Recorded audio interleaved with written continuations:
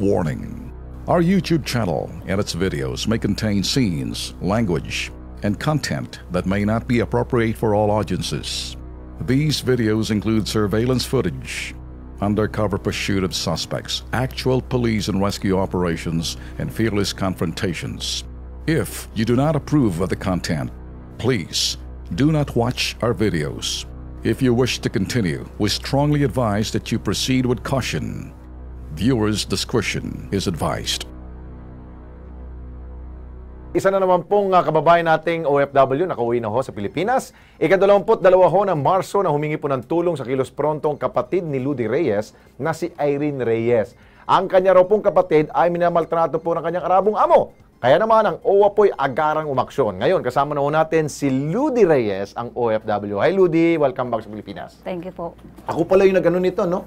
Nag-interview sa kapatid mong si Irene. Okay, Ludy, baka meron kang gustong pasalamatan, go ahead.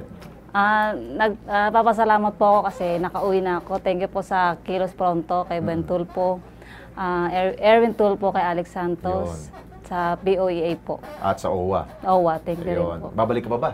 Hindi. Hindi na. Mahirap ba talaga doon? Mahirap po. Mahirap. Pero ano mo na lang, experience na lang yun. Okay, ingat ka. Saan ka mauwi? Bulacan po.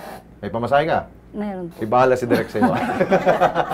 Sige, Ludy, welcome back ha. Thank you po. Sana'y gumandang ano mo dito, trabaho mo dito sa Pilipinas. Huwag ka na umalis. Dito na lang po magtatrabaho. Ayaw ni Pangulong Duterte, umalis ka na dito ka na lang. Okay, yan po. Thank you so much, Ludy ha, sa pagbisita mo dito sa Kilos Pro.